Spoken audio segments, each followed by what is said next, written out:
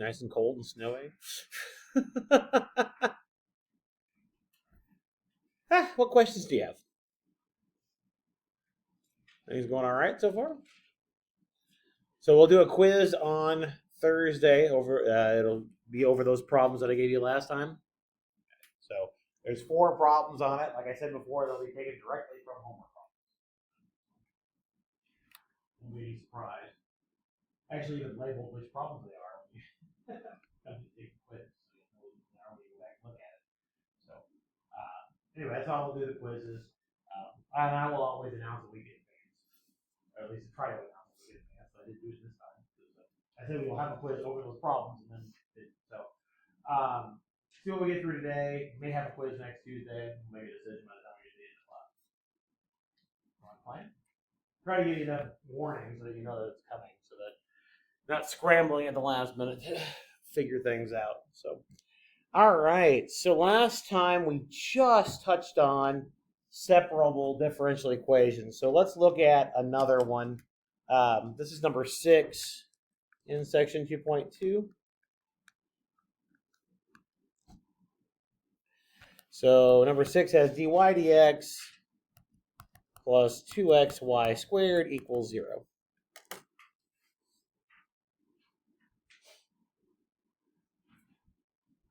So, yeah. This is the one we did. Is that the one we did?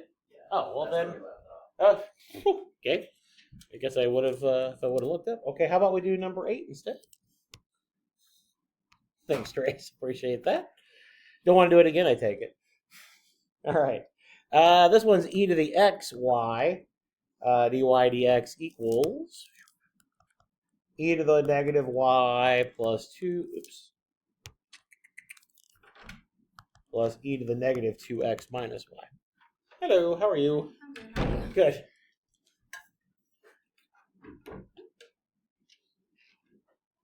All right. So, try this again. I went through and marked problems I wanted to do today in the textbook and didn't actually look at what we did last time when I did that. So, I guess apparently I thought 6 was a good problem, so I'm going to do it again. Is that minus y or minus? It's a minus y. Thanks for asking. My handwriting is terrible, so appreciate that. All right, so remember the idea behind separable is that we want to try to get everything that we can with a y in it on one side, everything with an x on the other, right? We're literally trying to separate x's from y's. The whole point, right? If we can. Some problems aren't separable. We wouldn't be able to do that. For example, if you just do something like dy dx equals x plus y, you've got a problem, right? Because we really want to try to factor, when we write it in that normal form, when we write it as, remember that normal form is where you have the highest order derivative on the left-hand side and everything else on the right-hand side. We need to be able to factor the right-hand side. It has to factor in a special way.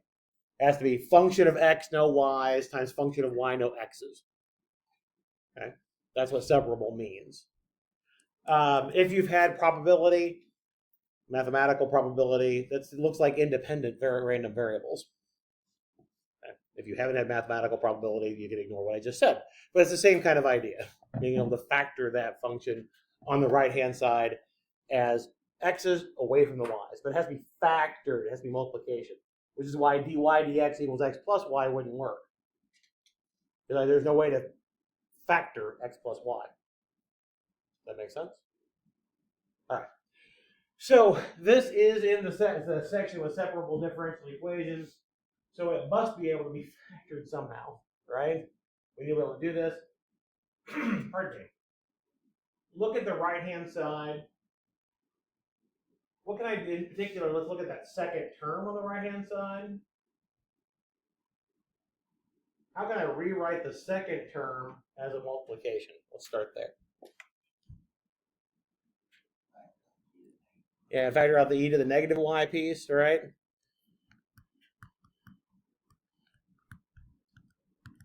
So, plus. Remember, we've got addition in the exponent. When you have an addition in the exponent, you can rewrite it as multiplication, right? We can think of that as negative 2x plus a negative y in the exponent. So I can break it into two pieces. And now we see a common term in both sides, or excuse me, we see a common factor in both terms. I can use the right words. So I can factor in that e to the negative x out. Try that again. I can factor e to the negative y out. And I'm left with a 1 plus e to the negative 2x. So things are looking good so far. Notice the way we factored this thing. I have a function of y and a function of x alone multiplied together. I still need to get everything on this side, right? Kind of. So let's divide over, no, let's not divide. I'm only going to divide over my e to the x over to the right, and I'll divide my e to the negative y over to the left. And then I'll move my dx to the right, and that'll separate the x's from the y's. So I'll have y e to the y, dy, on the left-hand side. Dividing by e to the negative y is the same as multiplying by e to the y, right? And on the right-hand side, I'll have e to the negative x plus an e to the negative 3x dx. Again, dividing by e to the x is the same thing as multiplying e to the negative x, and then I'm just adding the exponents there on that second term. We okay with that part? See how we separated it? I didn't write it formally in that form that I have written up to the right-hand side. Again, the idea here is to be able to move all of your y's on the left and all of the x's on the right and have it in the correct differential form, right? It has to look like multiplication. I can't have a function of y floating out there without a dy attached to it. I can't have a function of x floating out there without a dx attached to it. It looks like multiplication. Remember, it's not really multiplication. This is our notation for basically this side looks like it's been differentiated with respect to y. This side looks like it's been differentiated with respect to x. And then we have a relationship that we're thinking of y as a function of x. We've got kind of that almost a u substitution idea on the left-hand side. There's a lot of concept that's going on behind the scenes here. The technique makes you think of, oh, it's multiplication. That's not, this is not multiplication here, right? That's our notation that this is a differential, this is a differential. Luckily, you don't have to worry about it too much when you're solving problems, but just making sure you keep that in mind. That's an important concept. Mainly because that, again, like I've mentioned to you before, in practice, you're very rarely going to solve a differential equation exactly. You're going to be using approximations. This, if you were doing an approximation for a problem set up like this, you would be saying, oh, I need to use very, very small things of y to see what happens in the next step. This says I need to use very, very small things for x's to see what happens in the next step. Okay.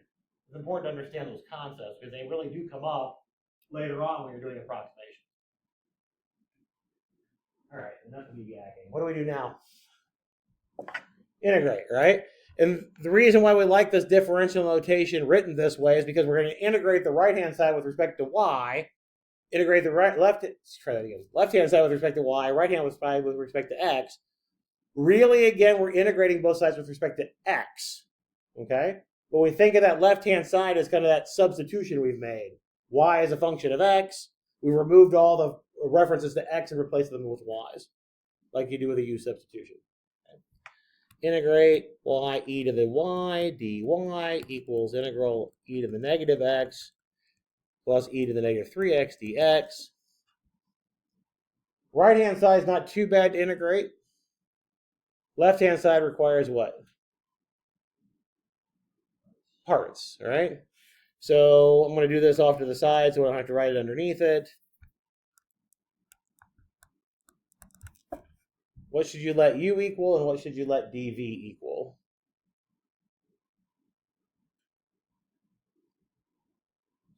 Yeah, u should be y, dv should be your e to the y dy. As a general rule of thumb, the part that you want to let u equal should get simpler when you differentiate it, right?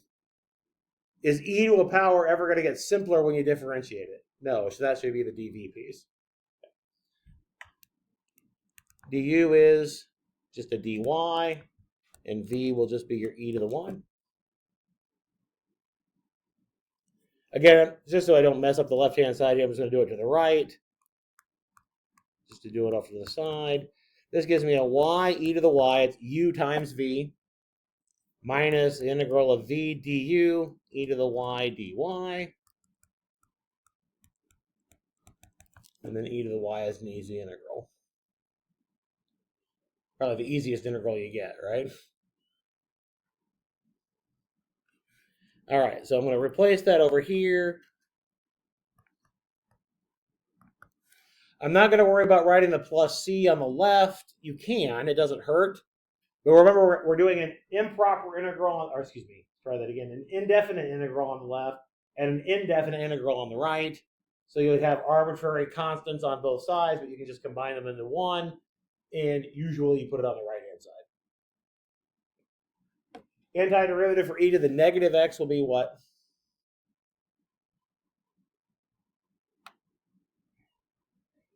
Yeah, negative e to the negative x, because we got to adjust for that negative in the exponent. Antiderivative for e to the negative 3x. And negative 1/3 e to the negative 3x. Again, got to adjust for the negative 3, right? And then we'll put the plus c on the end.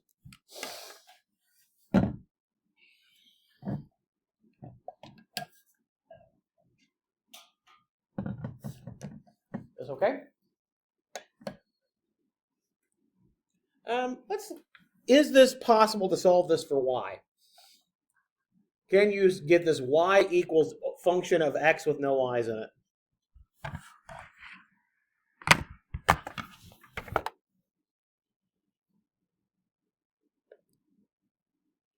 Notice the problem, you've got this y times an e to the y piece, right? It's going to make it impossible to solve that for y in terms of x alone, okay?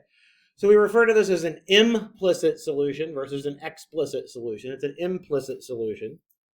Let's look at what one of these implicit solutions might look like.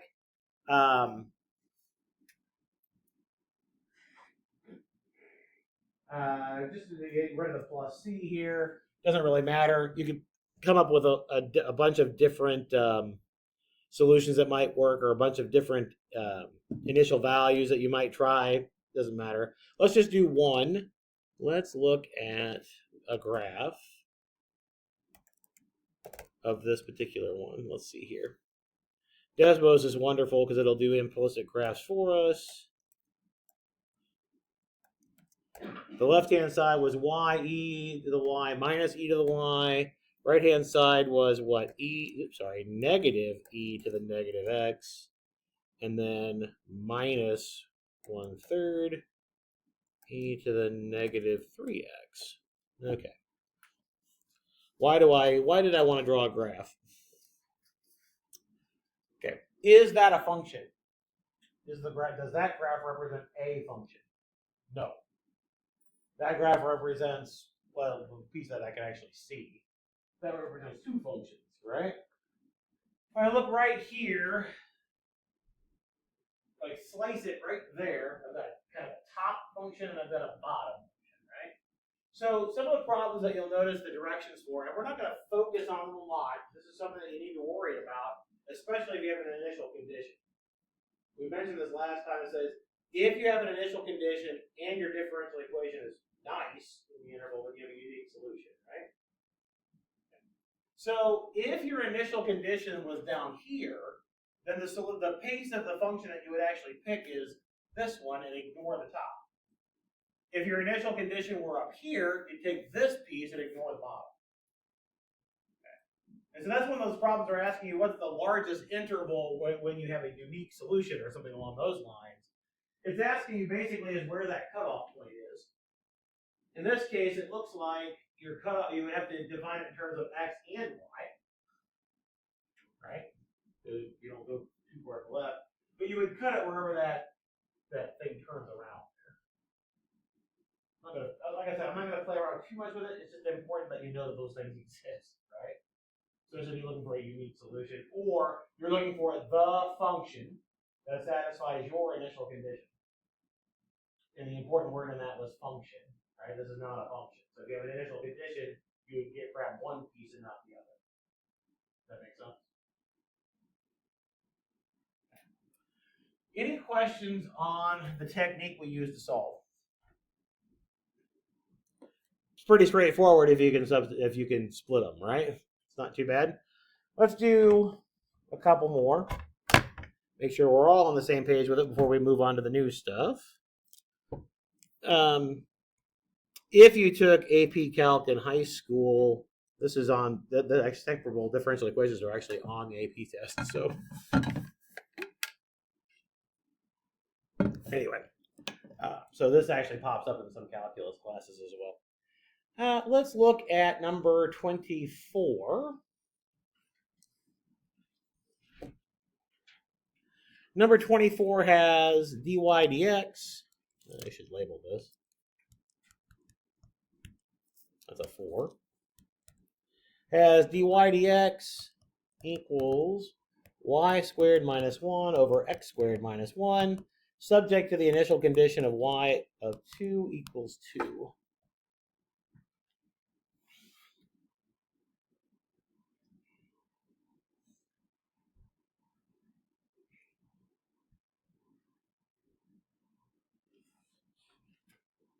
So basically, remember the initial condition is just telling us what we're going to do to find that arbitrary constant, right? Okay. What do we need to do here? So let's solve the differential equation first, and then we'll find out what the constant has to be. What should we do first to separate? What do we need to do?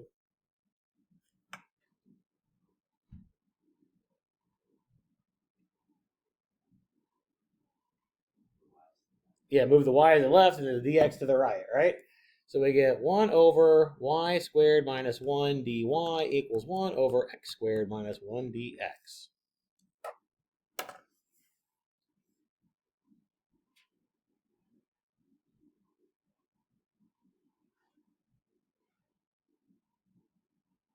Basically, it's the same integral on both sides, isn't it? You can do one, you can do the other. It's just different letters. Now, pardon me, we're going to look this up in a second rather than writing it all out. But if you wanted to integrate, we're going to integrate both sides. So if you want to do this integral, what technique of integration would you need to apply here to be able to do the integral? U substitution is not going to work because if you let u equal the denominator, what's missing? Yeah, 2x, right? You need an x, wouldn't we? If we take the derivative of x squared minus 1, you need a 2x dx, right? I don't have it. So u substitution is not going to work. So what technique will we need to use here? It's going to be partial fractions, right? You need to factor the denominator and then split it up into two fractions, correct?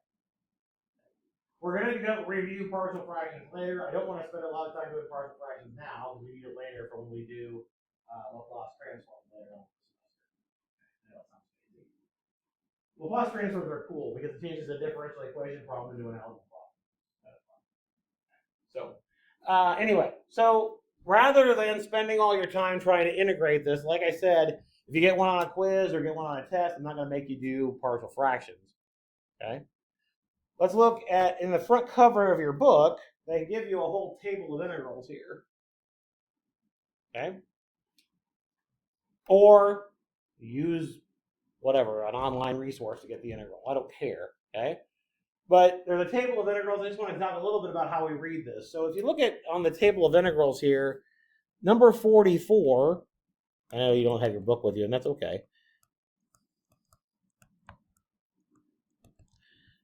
Looks like this form.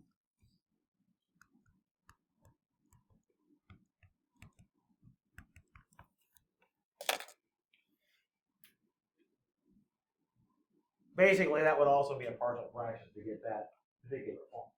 So that if you're going to integrate a squared minus u squared du is 1 over 2a log of a plus u over a minus u plus c. Well, let's look at the integral we're trying to do. It's up there on the left-hand side, that 1 over x squared minus 1, right?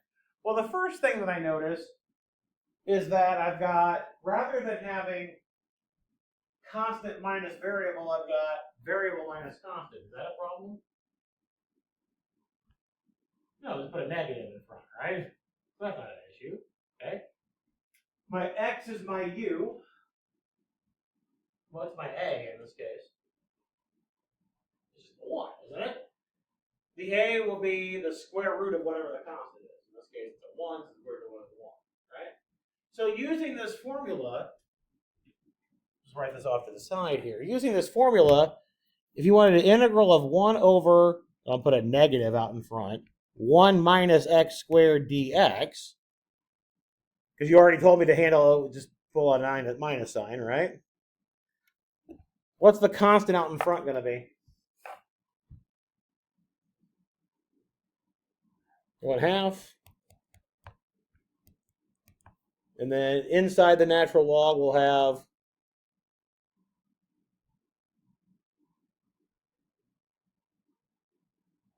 1 plus x, and the denominator will have 1 minus x, and then we'll have a plus c on the end, right? Do we see it? Okay. All right, so that's how we use those table of integrals, right? It's pattern recognition. We're trying to fit what we have to the pattern that we're given. Does that make sense? And if you would do partial fractions, you would have gotten the same answer. All right, so going back over here, this will be negative 1/2 natural log of 1 plus y over 1 minus y equals negative 1/2. I forgot my negative, didn't I? Out in front. Negative 1/2 natural log of 1 plus x over 1 minus x plus a constant. I'm going to turn that heat off for a minute. Until it gets cold in 5 minutes, I'll turn it back on.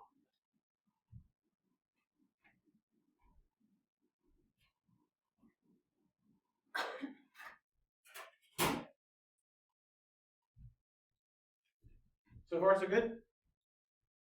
Okay. So let's figure out the arbitrary constant here. By the way, we might as well just get rid of the 1/2 on both sides. Agree? Okay. Might as well get rid of the 1/2 on both sides.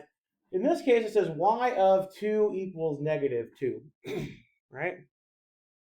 Now, this isn't the greatest example for an initial condition, but what's on the inside here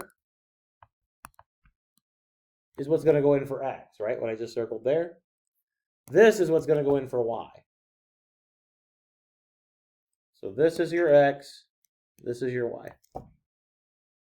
Okay. Now, in this case, they're both 2's, but be careful when you're plugging them in, right? So on the left-hand side, we have the initial condition y of 2 equals 2. That's going to give us natural log of 1 plus y over, 1 plus 2 over 1 minus 2 equals natural log of 1 plus 2 over 1 minus 2 plus a constant. That makes the constant really easy. Better be 0, right?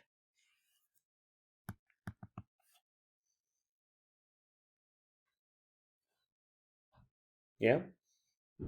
Okay. So your solution looks like natural log absolute value of 1 plus y over 1 minus y equals natural log of 1 plus x over 1 minus x.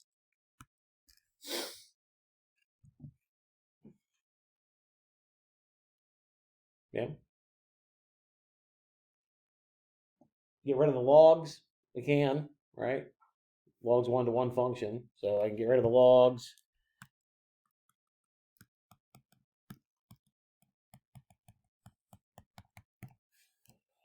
And get that.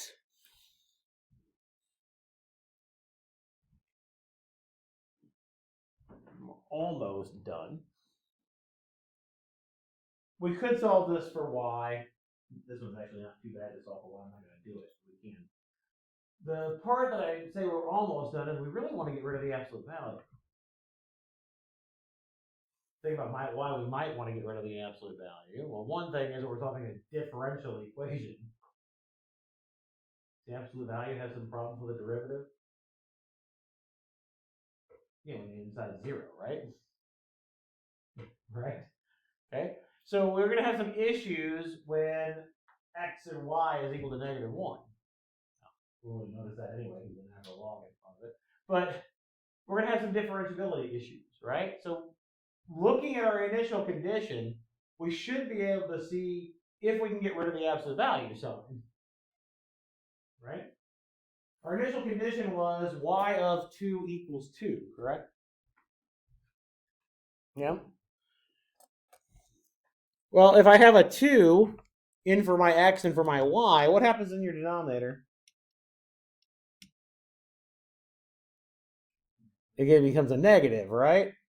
So using the fact that we're looking at y of 2 equals 2, we want the negative of the insides of these things, right? So we're going to get 1 plus y over y minus 1 equals 1 plus x over x minus 1. Right? And what needs to be true in order for that to be true? Well, we need our x and our y to be greater than 1 in this case, right? Okay. My guess is if we make x is greater than 1, then the y will be greater than 1 as well. Okay. This again comes from the fact that our initial condition was y of 2 equals 2. The x that we put and the y that we put in were bigger than 1, made the denominator negative. So we flipped it to get rid of the absolute value, but the only way we can flip it is if we are actually bigger than 1, right? And so that's one of the things it's asking you to do when it says find the largest interval. That's the kind of thing that you're looking for. So let's graph this real quick, see if this makes sense for an answer. Go back over to Desmos because that's the fastest thing to type things into graph, at least for me. Let's get rid of that. What did we have? We had y plus 1 over y minus 1 equals x plus 1 over x minus 1. We could actually just end up with a line, right? My guess is if you go through and solve it, you'll get a line. But again, our y has to be, our x and our y have to be greater than 1, right? So really, our solution would be cut off right here. We wouldn't have this part of the line, just the right-hand side. If you had an initial condition on the other side, then you wouldn't have had the top part of the line. That makes sense? So even in this case, where it said,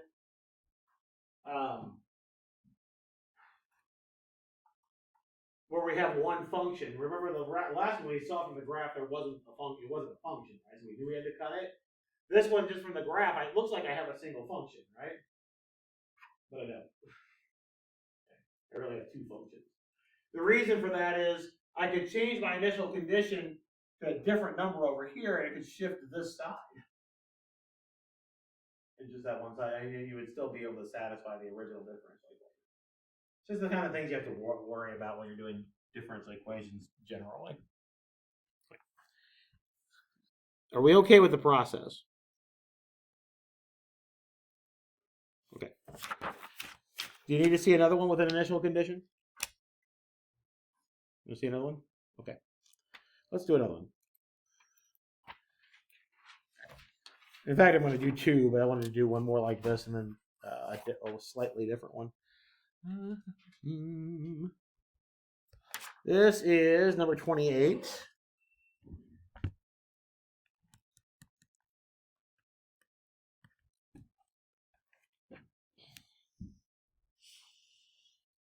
Number 28 has 1 plus x to the fourth dy plus x times 1 plus 4y squared dx equals 0, and y of 1 equals 0.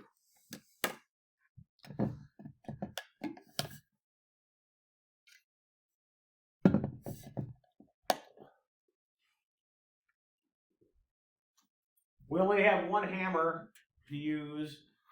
So we only have separation of variables is our hammer right now, right?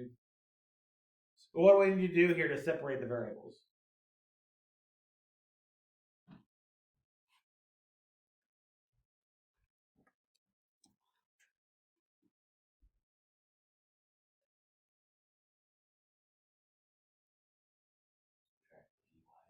Yeah, subtract one of them to the other side, right?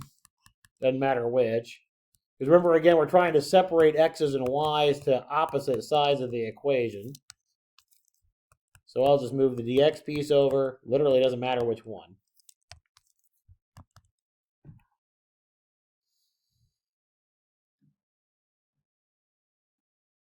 What do we do next? Yeah. Divide things, right? Cool. So 1 over 1 plus 4y squared dy equals negative x over 1 plus x to the fourth dx, right? And now at this point, we will integrate both sides.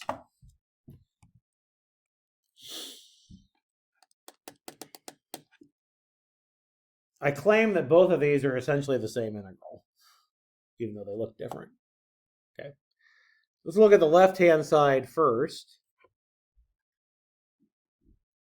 If that 4 weren't there, it was just 1 over 1 plus y squared, what's an antiderivative for that? What function has a derivative of 1 over 1 plus x squared?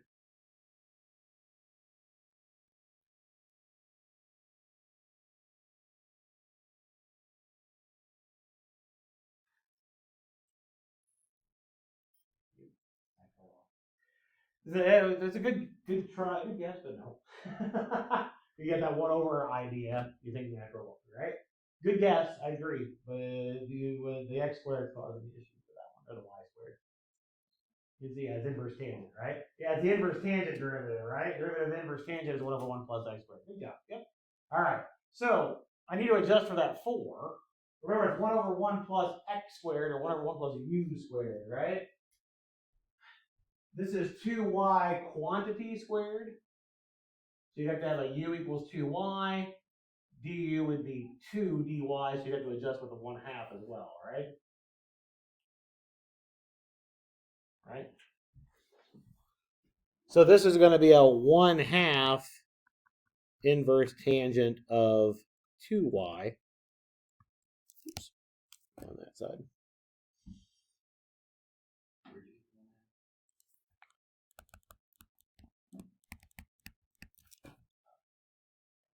Because I got this is 2y squared. Yeah.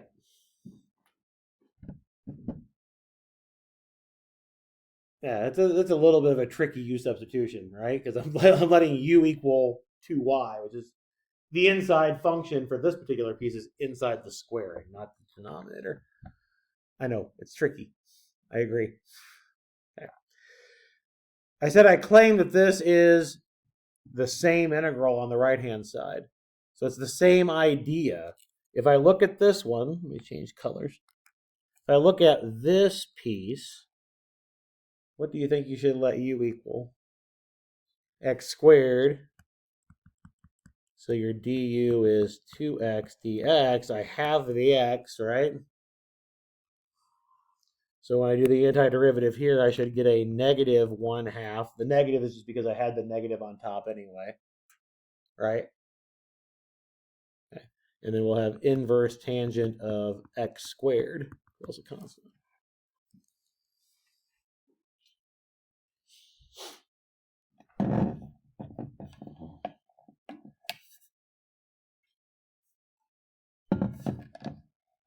They really are both the same integral after a substitution. All right. Last thing we need to do is figure out what the c is, right?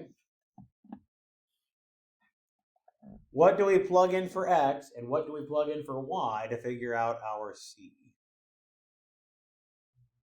Yeah, 1 for x and 0 for y, right? Make sure you keep them straight which one's going in for which, right? Okay.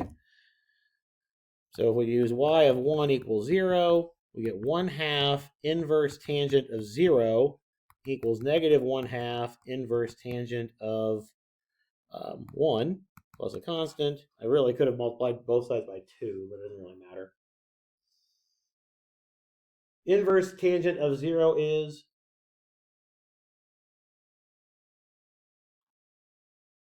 what angle has a tangent equal to 0? 0, good. Inverse tangent of 1 is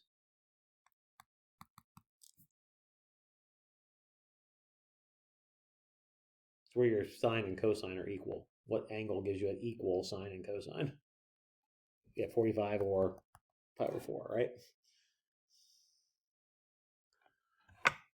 So this tells you your C is pi over 8.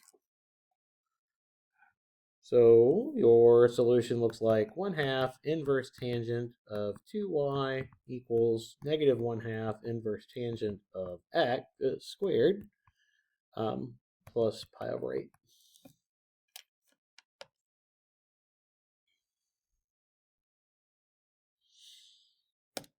Again, this one you could actually solve for y, right? Multiply both sides by 2 and take the tangent of both sides and then divide by 2. I don't really care. You can do it. At this point, this is the solution. This okay? All right. Let's do one more with an initial condition, and then we'll head on to a new topic with a lead in from a problem here. All right, so this is number 32. Number 32 has dy dx equals y squared sine of x squared. And your initial condition is y of negative 2 equals a third.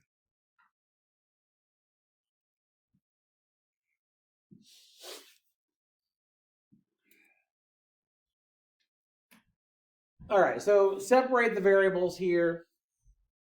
So the same idea that we've been doing. 1 over y squared dy equals sine of x squared dx. That's pretty easy to separate the variables here, right? They've already got it factored on the right-hand side for you into function of x times function of y, so we just split them. And then we anti-differentiate both sides, right?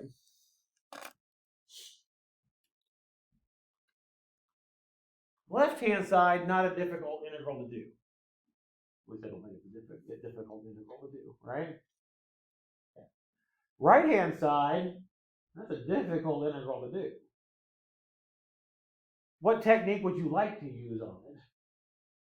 U substitution, right? What's missing? Yeah, another x, right? This integral is actually impossible to do. Literally, you cannot do it in what's called closed form. Okay. Closed form just means that I can write down a function, literally write it down, right, as the antiderivative. I can write down things that represent the antiderivative. For example, I can use a power series, but that's not in what we refer to as closed form because power series are infinitely long, right? We will use power series, by the way, later in the semester to help us solve differential equations as well. Okay. But that's not what we refer to as closed form because power series are infinitely long. Okay. This does not have what we refer to as an elementary antiderivative. We just can't do it. Okay. So we'll write down the antiderivative in a special way. Now, again, we have here an initial condition, right? And I'm integrating both, technically I'm integrating both sides with respect to x, okay? If I have the initial condition, I can think of this integral starting at negative 2 and going up to some x. Now, I'm going to have to make an adjustment here, and I hate doing it. This is a really bad pedagogy, but we'll talk about it here in a second. And do the same thing on the the left-hand side. Okay. This is almost a perfectly acceptable way to write an antiderivative, a specific antiderivative that satisfies an initial condition. I start here and I go up to some arbitrary x. This side I don't really have a problem with as far as notation. This side I do. This is bad notation because this x has nothing to do with that x. This x is my variable of integration. This is my input, right? So to fix my notation, and this is where the bad pedagogy comes from, I'm going to take out the x and make it a t. Take out the x and make it a t. You can just erase it. That's okay. But this is showing where it's coming from. The variable of integration doesn't matter, so I'm going to change the letter. Okay, that's all that means. I changed it to a t only because the book changed it to a t. As long as I use something different than x and y, you can change it to whatever you want. Okay.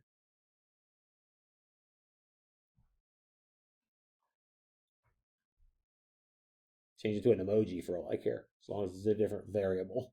Okay. All right. So let's finish this off.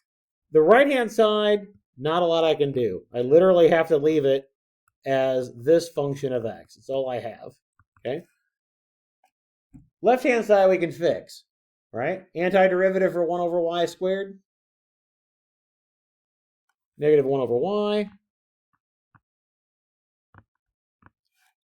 And that's evaluated from a negative 2 to x. But remember,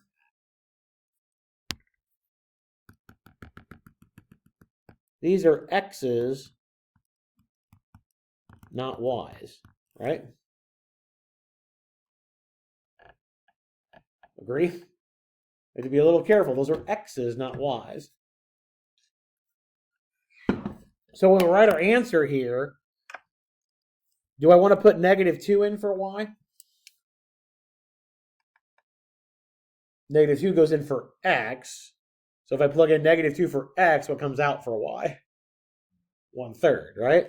So this would be negative 1 over, negative 1 over, and just to emphasize, this is y of x, right? This is a function of x. Your book emphasizes the fact that you're really putting an x in there, right? And then it'll be minus a minus or a plus 1 over 1/3 is equal to this thing on the right-hand side.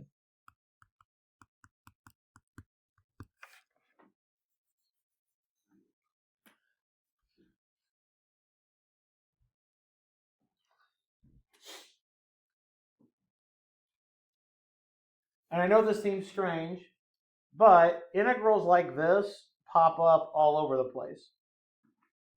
A famous one that pops up in probability is that one. That gives you your normal distribution. Things with sines and cosines that look like this pop up in Fourier series stuff. Fourier transforms and all sorts of different wave things. They do pop up in practice. Okay. So best you can do is just write it like that. I could solve this for y if I really, really wanted to. Add 3 to both sides. Take the negative of it. Flip it upside down. That's just going to make it look uglier. I could solve it for y, though, if I really, really wanted to. The moral of this is that I can't do a lot with the right-hand side. I have to write it as an integral defined function. Questions on that one? All right. I'm going to do one more, but this is what's going to lead us into the next section. This is number 18.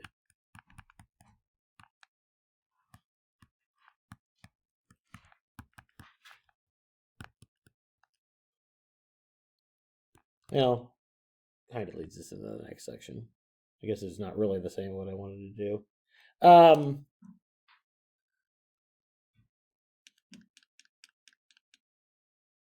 Yeah, it's fine. We'll do this one. It's not really what I wanted to do. I started it. I'm going to do it. Oh, no, that's okay.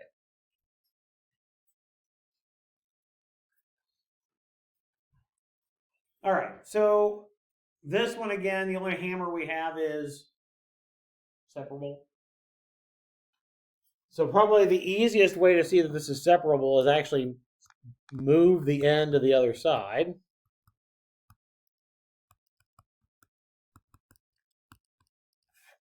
and then factor out the n.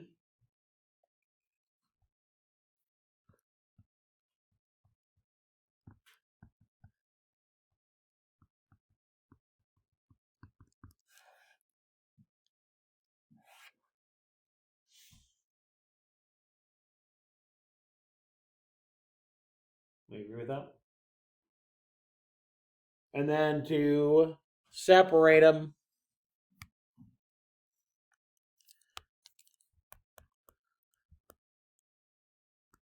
I can divide by the n and then move the dt to the other side.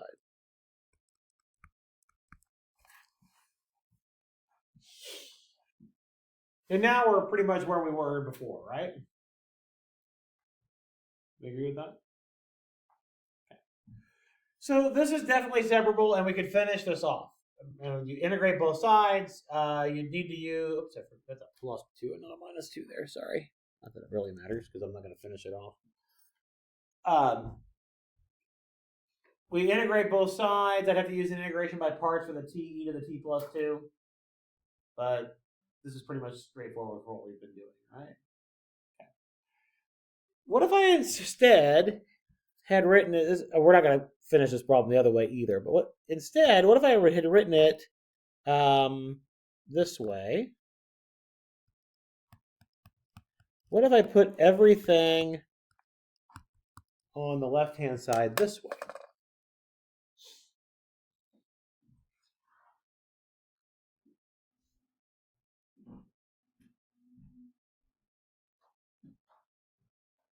Let me ask you a question.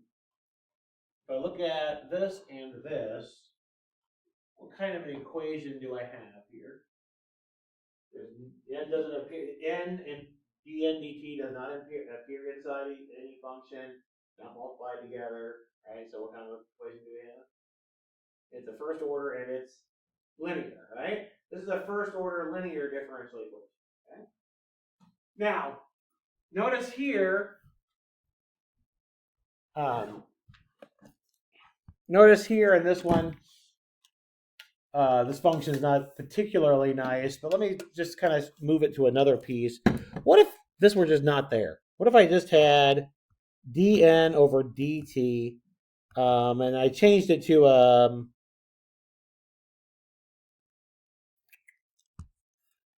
n here, and not worried about what's there? I'm kind of trying to be general as I can. I know I won't go back and solve an easier problem than this one using this technique here in a minute. But I've got a derivative in the first term of the n, and then I have the n all by itself in the second term that's not differentiated. What differentiation rule does that make you think of? If I've got a derivative of the function in the first term but not in the second term, what differentiation thing does that make you think of? It looks like it makes you think of a product rule, right? So that's the whole idea in section 2.3 when we talk about first order linear equations.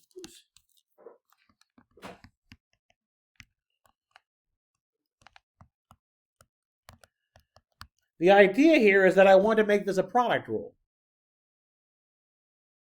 Okay? So if I want to make it a product rule, let's look at the different pieces that we have.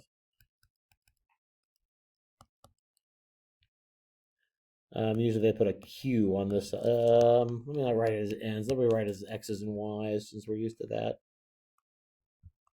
This way. Let's say I have this written this way to start with. I don't know what Q of x is. It's just some function of x I've had on the right-hand side. Okay. If it's going to be a product rule, notice the way it's written right now, I don't really have a product, do I? Okay. So I need a product of two things. My other thing better just be a function of x and no y's in it, right? The one to be first order and linear. Well, this thing has been being differentiated. That means my function here better not be, right? And then over here, I better have a derivative. Okay?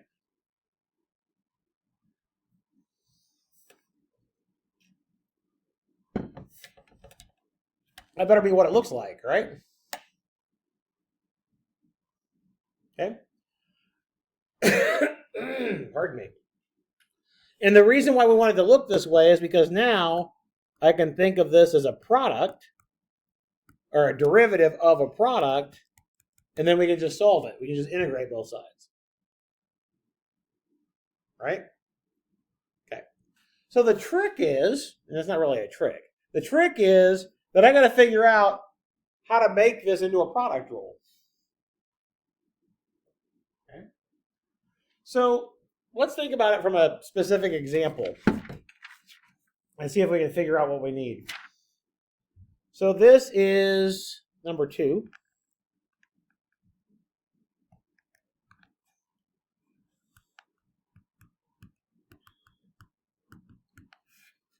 Simple one, simple, straightforward. dy dx plus 2y equals 0. All right. So I need this. I need to multiply both sides by something. Because right now that is not written as a product rule, right? Because this needs to be the derivative of something, right? I would have the function that's out in front here. This has to be the derivative of it. Well, right now the way it's written, the function out in front is a 1. Derivative of 1 is not 2. Kind of a messed up calculus, isn't it? Okay. Derivative of 1 is not 2. So I got to figure out something to do that, to multiply both sides by. So if I multiply both sides by a function, then the function and its piece that's supposed to be its derivative needs to have that same thing in it, right? The function I'm taking the derivative of needs to appear again when I take its derivative. Right? Because if I multiply both sides by something, I'm only allowed one thing to multiply both sides by, right? So if I'm going to multiply both sides, whatever I take the derivative of needs to appear in its derivative. What kind of a function do we need to deal with then? Exponential function, right? So I need to multiply both sides by some exponential function because it has to reappear. Right? Does that make sense? Okay. This thing that's out in front, let's think about when you take a derivative of an exponential function. Let's write it off to the side. If I have a d dx of some exponential of some function, what does this derivative look like? This derivative of e to a power? Yeah, it's going to be e to that power times the derivative of the power. It's exactly right, right? Okay. So again, I'm going to multiply both sides by a function. That function is going to appear here and here, but what needs to be out in front of it? Out in front of it needs to be the derivative. So if this thing that's out in front needs to be the derivative, how can I figure out what the exponent needs to be?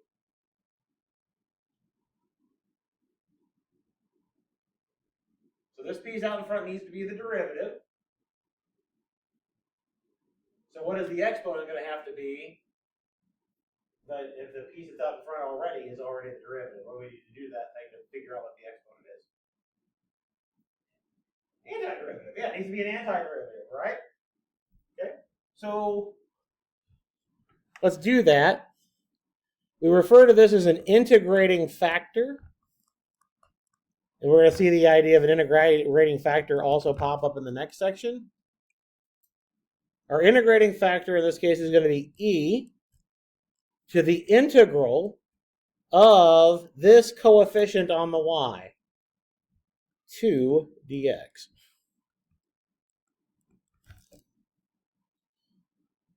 That integrating factor is what we're going to multiply both sides by. Okay. So this becomes e to the 2x plus, dy dx plus 2e to the 2xy equals 0. Multiplying both sides by it.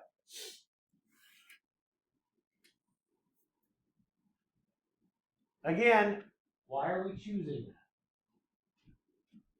that? This is my function. it hasn't been differentiated because we're busy differentiating the y, right? We're trying to make it look like a product rule. Not differentiating this or differentiating this, and then we're flip-flopping it in the second term, right? Y hasn't been differentiated, so e to the 2x needs to be differentiated. It's exactly what we have, right? Does that make sense? Okay.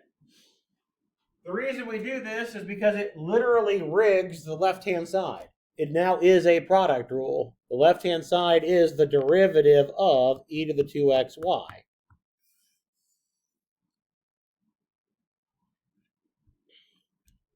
Now integrate both sides with respect to x. This one's pretty straightforward.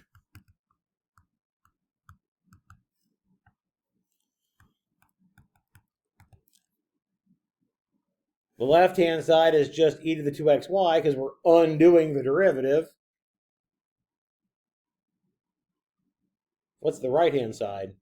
An antiderivative of 0 is what? That is an antiderivative, so a general antiderivative will be a constant. Yep, good. And then we'll just divide now both sides by e to the 2x and get c times e to the negative 2x.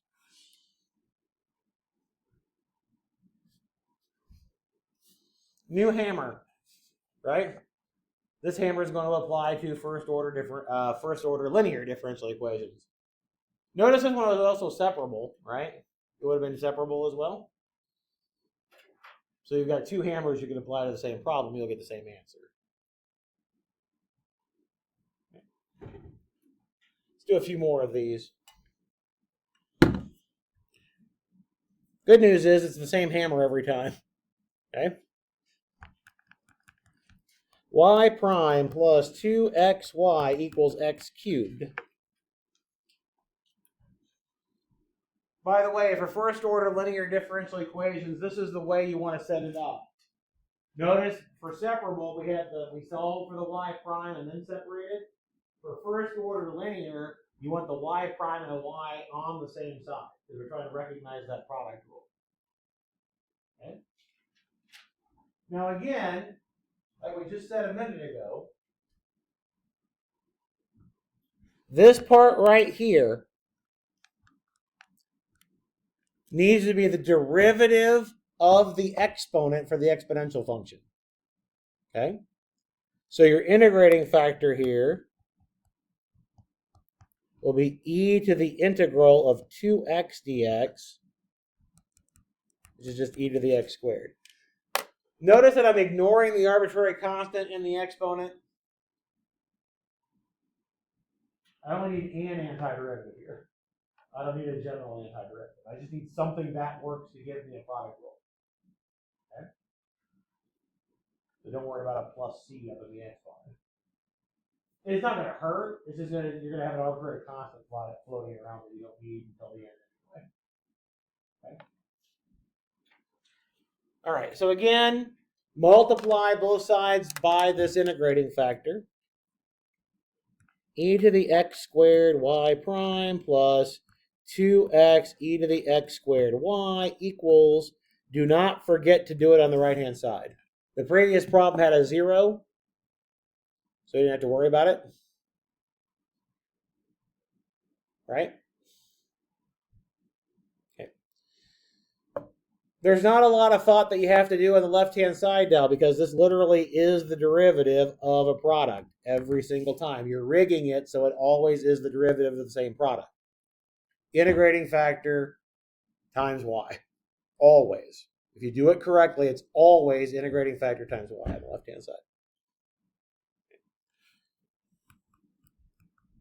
Oops.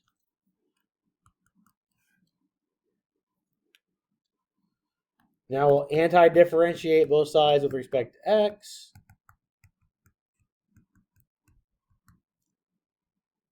And then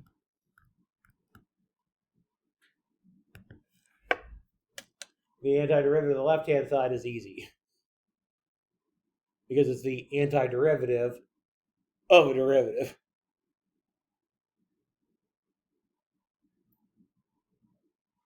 So far, so good? That part's straightforward. At least I hope so. Okay. Oh, right-hand side. Well, this isn't the most pleasant of integrals, but it's not horrible. I have to do a u substitution and then do it by parts. Instead of doing a u substitution, since I know I'm going to do by parts, I'm going to do a w substitution just so I don't have my u mean two different things in the same problem. Okay. Here's the w substitution. I'll let my w equal x squared.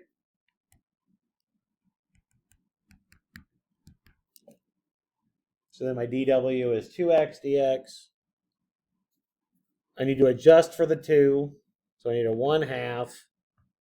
I pull out an x for my dx to give me my dw. And then I've got a w e to the w. And now do you see the by parts?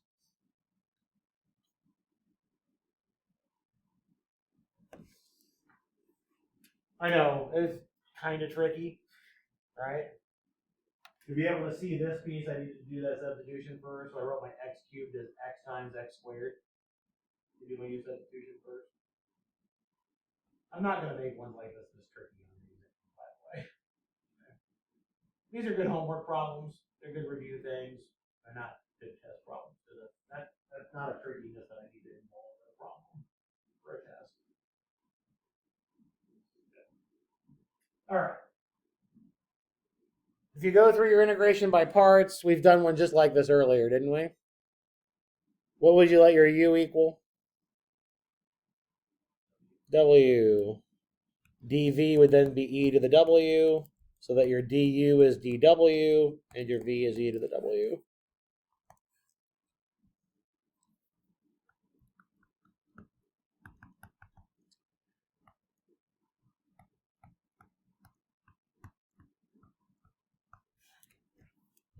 My w looks really bad there. D scribble. Using your integration by parts formula, you do u times v, where the w e to the w comes from, minus v du, so that's where the integral of e to the w dw comes from. We're almost done. E to the x squared y equals 1/2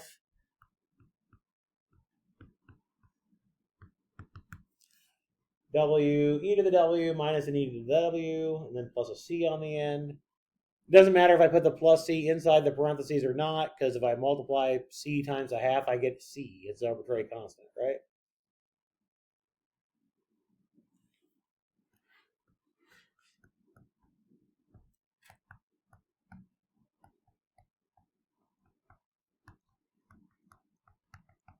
Substitute back in what w is. I have x squared e to the x squared minus x squared is, minus e to the x squared inside the parentheses. Now, in these first order, in some of the separable equations, we said we didn't have to solve for y because it could be impossible to solve for y. In first order linear equations, you can always solve for y because your left-hand side should look like function of x times y every single time. If you're doing it correctly, that's what should happen. Okay? So I multiply both sides by e to the negative x squared, and we get y equals 1/2 x squared minus 1 plus c e to the negative x squared. I distributed the e to the negative x squared through the parentheses there. E to the x squared times e to the minus x squared will give you a 1.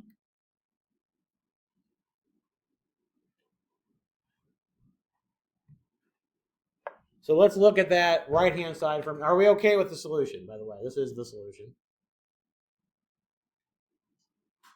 Okay. Let's look at the right-hand side for just a minute. This format's going to come up quite a bit later as well. This piece, any arbitrary constant to it at all? No. Okay. Later on, we're going to refer to this as a particular solution to something. In particular, if my c is 0, and this term goes away if the c is 0, this one on the right here. If that goes away, this function still satisfies the original differential equation. You can check. Okay. This part we'll refer to as the solution to the homogeneous equation, the word we'll use later. All that means is that if I take the derivative of, if I put that piece into my differential equation, I'll get 0 on the left-hand side. It won't satisfy the differential equation. It'll satisfy the differential equation if I replace the right-hand side with 0. Okay? So notice it's split up this way. We'll notice this format later. Okay. That's the only reason why I wanted to mention it. You don't have to worry about that right now. But notice it has two pieces. It's got a piece without a constant and a piece with a constant. Okay, that's going to pop up later. All right. The other thing is one of the words they use in this particular section is the word transient. Okay. This part right here is what's referred to as a transient term. Why is it called a transient term? Well, it's not anything. Weird beeping. It's not anything that's horribly exciting. As x goes to infinity, I've got e to a minus something getting really, really, really, really big. What happens? It goes to 0, right? So all we mean by a transient term is a term that goes to 0 as x goes to infinity. That's all it means. Why do we care? Well, as x gets really, really big, this term doesn't matter anymore. So the solution really just looks like this. That's all it means. Kind of an asymptotic solution, if you will. Does that make sense? We got time for another one, I believe. Oh yeah, we got 8 minutes. Got plenty of time. So what you're looking for, right? Let's do another one. Hit me again. All right, what do I want to do this time? That was 6, right? Let's look at number 16. Y dy equals y e to the y minus 2x dy. This one they're trying to be tricky. Well, there's 2 ways this is trying to be tricky. The way they've written it, they want to make you think what? The way the problem's originally written here, what do they want you to think? Separable, right? We're going to have issues with separability because of that y e to the y minus 2x piece, right? So that's tricky number 1, trying to be tricky, making you think separable when it's not. Second tricky part. Is this linear in y? No, what's wrong with it? There's an exponential in y, right? This is not a first order linear differential equation in y. Is it a linear differential equation in x? Yes. So this is the other tricky part. They want you to write this as a dx dy versus a dy dx. I know. That's not very nice, is it? We don't like that. Okay. All right. So what do I mean by that? First, let's move the dy over. Write it as y dx dy equals y e to the y minus 2x. Get an x prime, if you will. Now move the 2x over.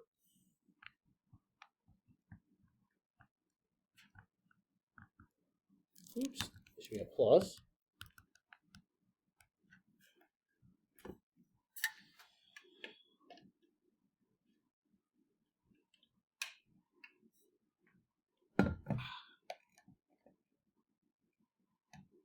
So far, so good? All right. Notice to identify our integrating factor, we want a single derivative piece here and then the other piece over here, right? So we're going to divide everything by y. It's going to look, you're going to run to why we did it here in a minute after we get done. But just to put it in that form to start with, I'll write it as dx dy plus 2 over yx equals e to the y.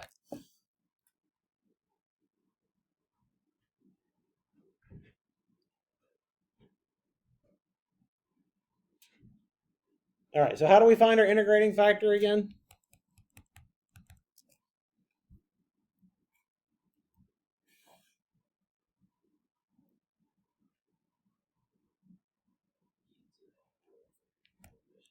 Yeah, good. E to the integral of the coefficient on the dependent variable, right? In the previous problem, the dependent variable is y. In this case, it's x, right? Because we flip-flop the roles. So integral of 2 over y dy.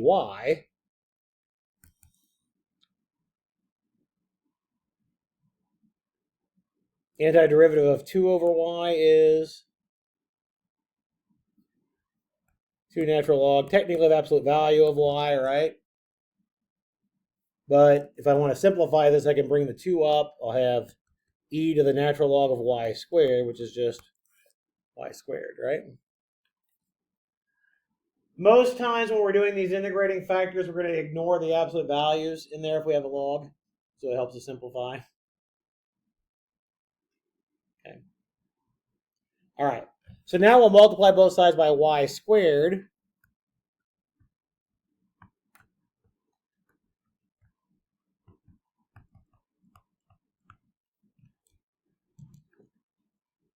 So we get a y squared dx dy plus 2yx equals y squared e to the y.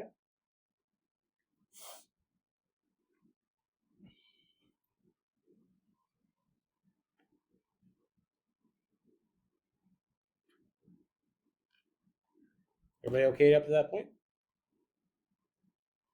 How can you rewrite the left-hand side? What is the left-hand side of the derivative of? Y squared x. Good.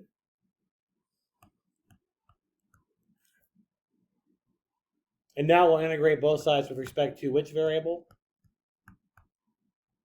The y. Good. Oops.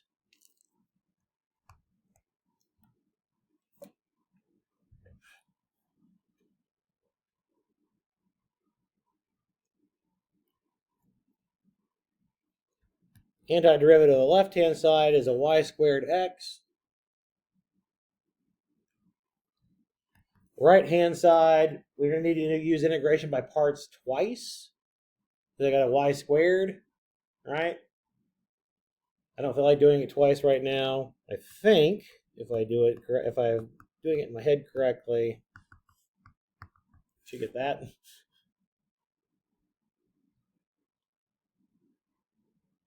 You can check it. Oops. Nope. There should be a 2 there. Sorry. That 2 is coming from the fact that when you differentiate y squared for the u, you get a 2y dy. So there should be a 2 hanging out there. That should be right. Fairly confident that's right. You can check me later. If I'm wrong, you can tell me. All right. Last thing we need to do is what?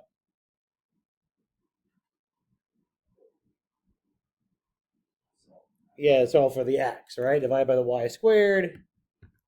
So you should get an e to the y minus 2e to the y over y plus 2e to the y over y squared plus a c over y squared.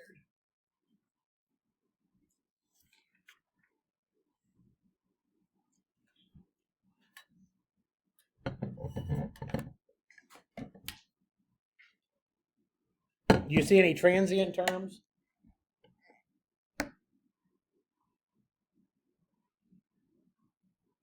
Do you see terms that'll go to 0 as y gets large? Yeah, I see a whole bunch of them, right? So this is asymptotic to that e to the y piece.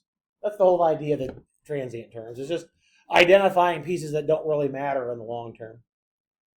It's a limiting idea. Does that make sense? All right. I'm going to give you some practice problems out of 2.3. We'll do a few more of these. 5. 5, 9, 11. I'm going to put a star by 15 because it behaves just like this one. Instead of having y as a function of x, you're going to do x as a function of y. 17, 23, 29, 31, 35, 43, 47. All right. Quiz on Thursday over that first set of problems that I gave you. I'll add to this for the next one, so we'll do another quiz the following Thursday, so we'll do one Tuesday. Okay. So quiz will go up through 2.2 for Thursday. Next quiz the following Thursday will be 2.3 and 2.4. Sound good? Have a good one.